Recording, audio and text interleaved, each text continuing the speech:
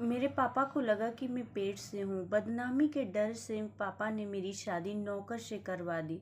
मैं बेकसूर थी, पर जब शादी के 6 महीने बाद ही मुझे बच्चा पैदा हुआ तो बच्चे को देखकर मेरे होश उड़ गए, क्योंकि यह बच्चा तो मैं थकी हारी कॉलेज से आई तो घर पर पापा को देख हैरान थी, क्योंकि पापा तो इस वक्त ऑफिस में रहते थे। आज भरी दोपहर में घर कैसे चले आए? गर्मी और पसीने की वजह से मेरी हालत बहुत ख़राब थी।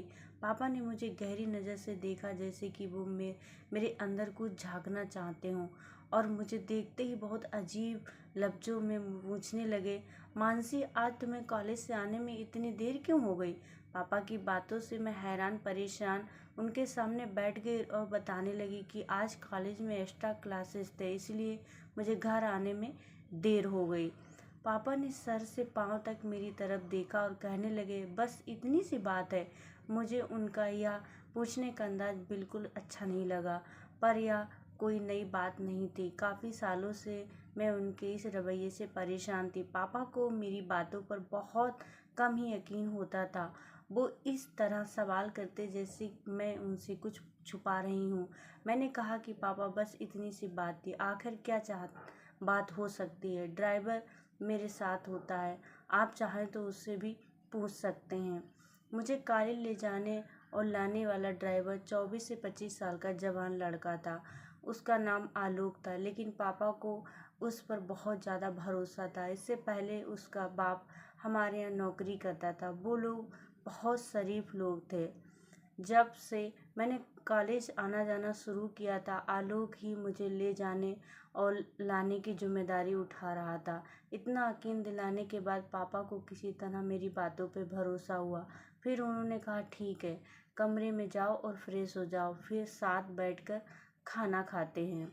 मुझे अपने पापा का यह अंदाज बिल्कुल अच्छा नहीं लगा। कहने को तो वो मेरे पापा थे, पर प्यार करना तो बहुत दूर की बात, वह मेरे साथ बहुत सख्ती से पेश आते। मेरी हर छोटी से छोटी हरकत पर उनकी नज़र होती थी। रात को वो कई बार मेरे कमरे का चक्कर लगाते थे। पता नहीं क्यों पापा को मुझे पर भरोसा नहीं था।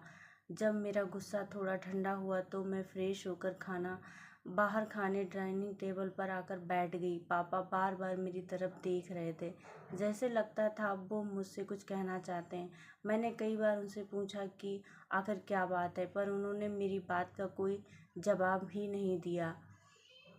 जब से माँ इस दुनिया से गई थी, पापा ने ही मुझे पाल पोस कर बड़ा किया था। माँ की मौत के वक्त मेरी उम्र लगभग 10 साल की थी, पर जब मेरी उम्र 17 साल की हो गई थी, पापा हर वक्त मेरे साथ सख्ती से पेश आते। उनके रवैये से मैं अपने ही घर में घुटन महसूस करती। कॉलेज में मेरी एक भी दोस्त श्वेता, जिससे मेरी गहरी दोस्ती थी। कभी कभार मैं श्वेता के घर चली जाती। श्वेता का एक भाई था, आशुतोष। जब मैं श्वेता के घर जाती, आशुतोष भी हम लोगों से बातें करने लगता। कभी कभी आशुतोष श्वेता को कॉलेज छोड़ने आता। आशुतोष की बातों से लगता है कि वो मुझे पसंद करता है। वह एक अच्छा लड़का था, लेकिन पापा के खौफ से मैं कोशिश करती उसे दूर ही रहती। लेकिन एक दिन मेरी बदकिस्मती थी कि क्या थी, मुझे नहीं पता। पापा मेरे पीछे मेरे कॉलेज आ गए और उन्होंने आशुतोष के साथ मुझे बात करते हुए देख लिया।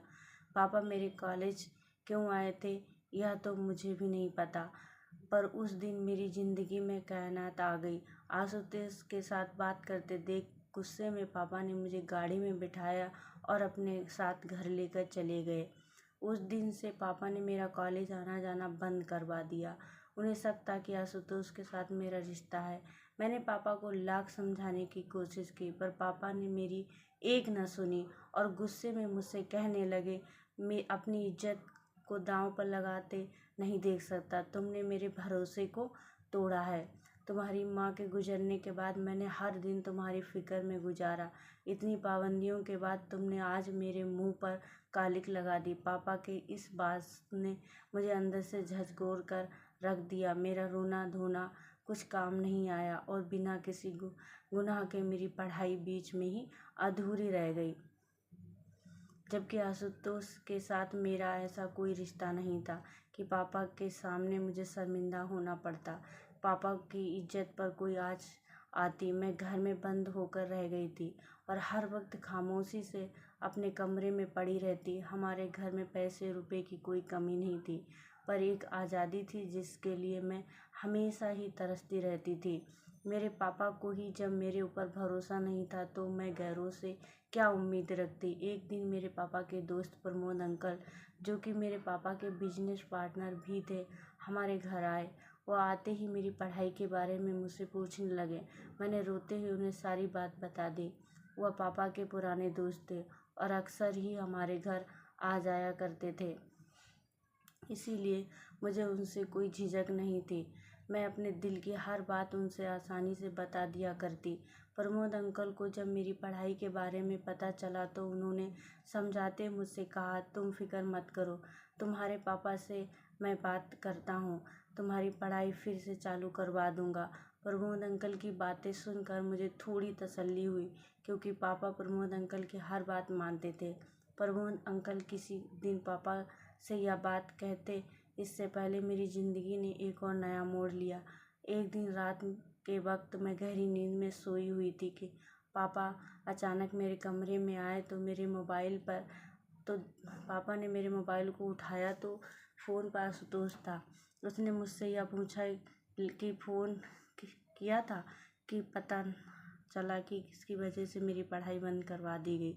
यह बात मेरी सहेली श्वेता से उसे अभी अभी पता चली तो उसे बुरा लगा और उसने फ़ोन किया, लेकिन पापा ने उस फ़ोन का भी गलत मतलब निकाल लिया। उन्हें लगा कि मेरा आशुतोष के साथ वाकई में कोई गहरा रिश्ता है। उस रात से पापा ने मेरा मोबाइल फ़ोन छीन लिया और मुझसे से कमरे से बाहर निकलने से भी बंद कर दिया। यह सब होने के बाद मैं सारा वक्त कमरे में बंद रहती। कभी कभार प्रमोद अंकल आते तो मुझसे मेरे कमरे में मिलने चले आते। वह मुझे समझाते हुए कहते, बस कुछ दिन इंतज़ार कर लो, मैं तुम्हारे पापा को तुम्हारी पढ़ाई के लिए मना लूँगा। अभी इन सब बातों को 2 दिन भी गुजरे थे। एक दिन पापा मेरे कमरे में आए और मुझसे कहने लगे, आज के बाद तुम मेरे कमरे में सोया करोगी। मैं जवान लड़की थी और मेरे लिए पापा के साथ सोना बहुत शर्म की बात थी। मैंने पापा से कहा, मैं अपने ही कमरे में ठीक हूँ। मेरी बात सुनकर पापा ने गुस्से में कहा, क्यों? रात के वक्त हमारे कमरे में तुमसे मिलने कौन आता है? पापा की इस तरह की बातें सुनकर मेरी आंखों में आंसू आ गए और मैंने रोते हुए उनसे कहा, एक बार तो अपनी बेटी पर यकीन करें। पापा ने कहा, जितना भरोसा करना था मैंने कर लिया, पर आज के बाद तुम मेरे कमरे में ही सोया करोगी। उस दिन के बाद से पापा ने अपने कमरे में मुझे सुलाना शुरू कर दिया। पापा के कमरे में सोते समय मैं सारी सारी रात जागते हुए गुजारा करती, क्योंकि पापा के कमरे में सोना मुझे अच्छा नहीं लगता। सारी रात जागने की वजह से जब मैं अपने कमरे में आती तो पूरा दिन सोते हुए गुजारती।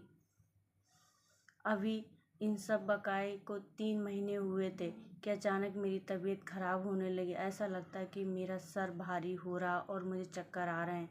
पापा ने जैसे ही मेरी बिगड़ती हुई तबीयत को देखा तो उन्हें यकीन हो गया कि मैं प्रेग्नेंट हूँ।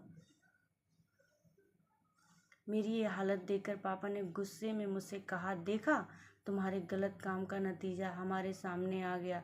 जिस बात का हमें डर था वही हुआ। तुम उस लड़के से फ़ोन पर बातें ही नहीं करती, बल्कि हमारे ख़ानदान की इज्जत मिट्टी में मिला दी। अब हम कहीं मुंह दिखाने के काबिल ही नहीं बचे। पापा की यह बातें सुनकर मेरे सर पर आसमान गिर गया। पापा बदनामी के डर से ना तो मुझे अस्पताल ले जाना चाहते थे और ना ही मेरे किसी भी बातों पर यकीन कर रहे थे। यह सब होने के बाद पापा ने तुरंत फ़ोन पर प्रमोद अंकल को घर बुलवा लिया और उन्हें भी यह खबर इस तरह सुनाई कि मैं शर्म के मारे ज़मीन में धंस गई। प्रमोद अंकल भी यह खबर सुनकर परेशान हो गए और उन्होंने मेरी तरफ देखते हुए कहा, मानसी, पहले मुझे लगता था कि तुम्हारे पापा को गलतफहमी है, पर तुमने तो उनकी इज्जत मिट्टी में मिलाकर रख दी। एक बार भी अपने बाप के बारे में नहीं सोचा। प्रमोद अंकल ने मेरे पापा को मशवरा दिया कि अगर तुम्हें लगता है कि तुम्हारी बेटी ने वाकई में गलत काम किया है तो तुम रातों रात इसकी शादी करवा दो। ताकि इस बच्चे को पिता का नाम मिल जाए और यह बात ढकी छुपी रह जाए और तुम बदनामी से भी बच जाओगे। मुझे प्रमोद अंकल से इस तरह की उम्मीद नहीं थी। मुझे लगता था कि शायद वह मेरी बातों को समझेंगे। पापा और प्रमोद अंकल अभी यह सब बातें कर ही रहे थे, तभी आलोक उन दोनों के लिए चाय बनाकर ले आया। आलोक को सामने आते ही पापा ने अचानक उससे पूछ लिया कि क्या तुम मानसी से शादी करोगे? पापा की यह बात सुनकर मैं सदमे में आ गई कि पापा कैसे मेरी शादी एक नौकर से करवा सकते थे, जबकि मैंने कोई गुनाह भी नहीं किया था और ना ही मैं प्रेग्नेंट थी। आलोक ने मेरी तरफ देखकर हाँ कहते हुए बोला, साहब आप यह कैसी बातें कर रहे हैं? मैं मानसी मैम साहब से शादी कैसे कर सकता हूँ? पापा ने आलोक को समझाते हुए कहा कि अगर वह मुझसे शादी करेगा तो उसकी पूरी ज़िंदगी बदल जाएगी, बल्कि उसके माँ बाप की सारी ज़रूरतें भी पूरी करवा देंगे। पापा के इतना समझाने के बाद आलोक मुझसे शादी करने को तैयार हो गया और अगले 1-2 दिनों में मेरी शादी आलोक से करवा दी गई। मैं चाह कर भी इस शादी को मना नहीं कर पाई और ना चाहते हुए भी आलोक से शादी कर ली। पापा ने आलोक को गिफ्ट में एक फ्लैट दिया और शादी के बाद आलोक मुझे उसी फ्लैट में लेकर आया। आलोक को मैंने अपना पति होने का हक नहीं दिया था। हम और आलोक अलग अलग कमरे में रहते थे। मैं उससे ज़रूरत की बातें करती और अपने कमरे में बंद हो जाती। आलोक को मुझसे कोई शिकायत नहीं थी। वह हर वक्त मुझे खुश रखने की कोशिश में लगा रहता था। हमारी शादी को 2 महीने गुजरे कि धीरे धीरे करके मेरी तबीयत खराब होने लगी और मेरा पेट बचाने लगा। मैं पेट से हूँ, लेकिन मुझे अभी तक यकीन नहीं था कि मैं प्रेग्नेंट हूँ, क्योंकि मेरी नज़र में तो मैंने कुछ गलत काम किया ही नहीं था। मैं तो प्रेग्नेंट कैसे हो जाऊँगी? लेकिन जब डॉक्टर को दिखाया गया तो पता चला कि मैं 5 महीने से प्रेग्नेंट हूँ। यह सब सुनकर मैं सन्न रह गई, क्योंकि जब मैंने कुछ किया ही नहीं था तो आखिर यह बच्चा मेरे पेट में कैसे आया? घर आने के बाद आलोक जब पहले से ज़्यादा मेरा ख्याल रखने लगा। आलोक मुझे हर वक्त खुश रखने की कोशिश करता। उसका हर तरह प्यार देखकर शायद धीरे धीरे मुझे भी उससे प्यार हो गया था, क्योंकि पहली बार मैंने अपनी ज़िंदगी में ऐसे शख्स को देखा था जो मेरी हर बात मानता और बिना किसी स्वार्थ के मेरे आगे पीछे रहता। आलोक ने कभी भी मेरे पेट में पल रहे बच्चे के बारे में मुझसे कोई सवाल बहुत ही निस्वार्थ और नेक दिल का इंसान था। जब से मुझे पता चला था कि मैं 5 महीने से पेट से हूँ, तब से मेरे दिल में कहीं ना कहीं यह बात थी कि मेरे साथ जो कुछ भी हुआ ये सब मेरे पापा ने ही किया है, क्योंकि जब से यह बच्चा मेरे पेट में आया था, शादी से पहले के वो 3 महीने हर रात मैं अपने पापा के कमरे में गुजारी थी। मेरे दिन कुछ इसी बीच विचार के साथ गुजर रहे थे कि कुछ दिन बाद मेरा 9वां महीना पूरा हुआ और मेरे पेट में दर्द होने लगा। मुझे जल्दी से हॉस्पिटल ले जाया गया। हॉस्पिटल जाने के बाद जब पता चला कि डिलीवरी हो गई, कुछ वक्त के इंतज़ार के बाद मैंने एक बेटे को जन्म दिया। डॉक्टर ने बच्चा दिखाने की कोशिश की तो मैंने मुंह फेर लिया। मैं उस बच्चे को देखना भी नहीं चाहती थी, जिसकी वजह से मेरी पूरी ज़िंदगी बर्बाद हो गई थी।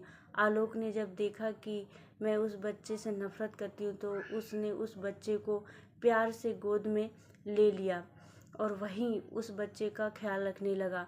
हॉस्पिटल से छुट्टी के बाद हम घर आ गए। आलोक दिनों जान से मेरी और बच्चे का ख्याल रखने लगा। उसका यह अंदाज देखकर मैंने बड़ी हैरत से पूछा, आलोक कैसे तुम ये नाजायज़ बच्चे को इतने प्यार से अपना सकते हो, जबकि तुम इस बात से पूरी तरह वाकिफ़ हो कि यह बच्चा तुम्हारा नहीं है। मेरी बात सुनकर आलोक कुछ देर के लिए खामोश हो गया और फिर कहने लगा, मानसी मैं आपसे बहुत प्यार करता हूँ। आपसे जुड़ी हर चीज़ मुझे बहुत प्यारी है। यह बच्चा आपने पैदा किया है, इससे मुझे उतना ही प्यार है जितना कि आपसे। इसके मुंह से अपने प्यार का इस तरह इजहार सुनकर मैं दंग रह गई। बच्चे को पैदा हुए महीना होने वाला था, लेकिन अब तक मैंने बच्चे को गोद में भी नहीं उठाया था। आलोक की बच्चे का दिन रात ख्याल रखता, अपने कमरे में बंद होकर अपनी बदनसीबी पर आंसू बहाती। मैं उस बच्चे को हरगिज अपनाना नहीं चाहती थी। एक दिन मैं अपने कमरे में बैठी हुई रो रही थी कि आलोक मेरे पास आया और मुझसे कहने लगा, मानसी जी, मुझे आपका यह दुख देखा नहीं जा रहा। क्या आपको जानना है कि यह बच्चा किसका है? उसके मुंह से ये बात सुनकर मैंने हैरत भरे अंदाज में कहा, हाँ मुझे जानना है, मुझे जल्दी बताओ। आलोक ने कहा, मैं आपको सब कुछ बताऊंगा, पर इसके लिए आपको मुझसे एक वादा करना होगा। मैंने कहा, क्या? यह कि सच्चाई जानने के बाद आप इस बात को अपने दिल में दफन कर लेंगी और किसी को नहीं बताएंगी, क्योंकि यह बात किसी को पता चली कि बच्चा किसका है तो हमारे बच्चे के भविष्य पर बहुत बुरा असर पड़ेगा। और इसमें इस मासूम का क्या कसूर है? मुझे किसी भी हालात में सच्चाई जाननी थी, इसलिए मैंने आलोक से वादा किया। ठीक है, तुम जैसा कहते हो मैं ऐसा ही करूँगी। पर आलोक के मुंह से सच्चाई जानने के बाद मेरे पैरों तले जमीन खिसक गई, क्योंकि इस बच्चे का बाप वह इंसान था जिस पर मैं खुद से ज़्यादा भरोसा करती थी। मेरे बच्चे के पिता प्रमोद अंकल थे और प्रमोद अंकल यह सब मेरे साथ मेरी पापा की प्रॉपर्टी हड़पने के लिए किए थे। प्रमोद अंकल शुरू से ही मेरे पापा को मेरे प्रति भड़काते थे, इसीलिए मेरे पापा मेरे ऊपर भरोसा नहीं करते थे। आलोक ने बताया कि एक दिन प्रमोद अंकल घर पर आया तो प्रमोद आलोक के सिवा घर पर कोई नहीं था। शायद उस दिन मेरे सर में बहुत सर दर्द हो रहा था। मैंने आलोक से चाय बनाने को कहा था, तभी अचानक प्रमोद आया और आलोक को किचन में चाय बनाता हुआ देख आलोक से पूछने लगा, किसके लिए चाय बना रहे हो? जब उसे पता चला कि आलोक मेरे लिए चाय बना रहा तो उसने किसी बहाने से आलोक को जरूरी काम के लिए बाहर भेज दिया और बोला, तुम जाओ, मानसी की चाय मैं बना दूंगा। आलोक ने यह बात मुझे बताई तो मुझे याद आया कि एक दिन प्रमोद ही मेरे लिए चाय लेकर आया था। मुझे क्या पता था कि पिता समान होने के बावजूद वह मेरे साथ ऐसा करेगा। मैंने बेझिझक उसके हाथ से चाय लेकर पी ली थी और चाय पीते ही मुझे नींद आ गई थी। नींद नहीं बल्कि मैं बेहोश हो गई थी। आलोक ने बताया कि उसे पता नहीं क्यों कुछ अनहोनी का अंदेशा हो गया था, इसीलिए काम निपटा कर वह जल्दी घर आया। पर जब तक मैं आया तब तक प्रमोद काम कर चुका था और आपके कमरे से निकलते हुए अपने शर्ट की बटन बंद करता हुआ अपने घर चला गया। तब से मैं प्रमोद और आपके पापा की बातों पर ध्यान देने लगा। ज़्यादातर प्रमोद आपके बारे में आपके पापा को भड़काता।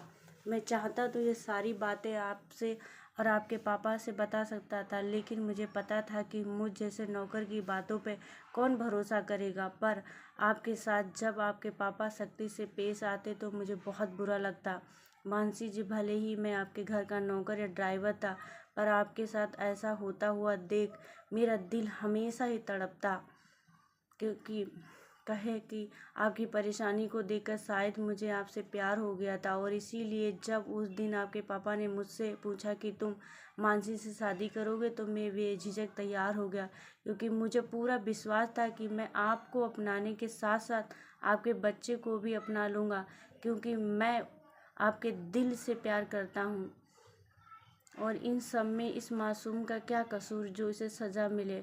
मैं और आलोक अभी यही सब बातें कर रहे थे, तभी मेरा बेटा जो गहरी नींद में सोया हुआ था उसकी आंखें खुल गई और वह रोने लगा। आलोक ने ज़बरदस्ती बच्चे को मेरी गोद में डाल दिया तो ममता से मेरा दिल तड़प उठा और मैंने उसे सीने से लगा लिया और फूट फूट कर रोने लगी। मैंने आलोक से कहा, आलोक, जैसे मैंने तुमसे वादा किया कि मैं यह बात किसी को नहीं बताऊंगी, वैसे तुम भी मुझसे एक वादा करो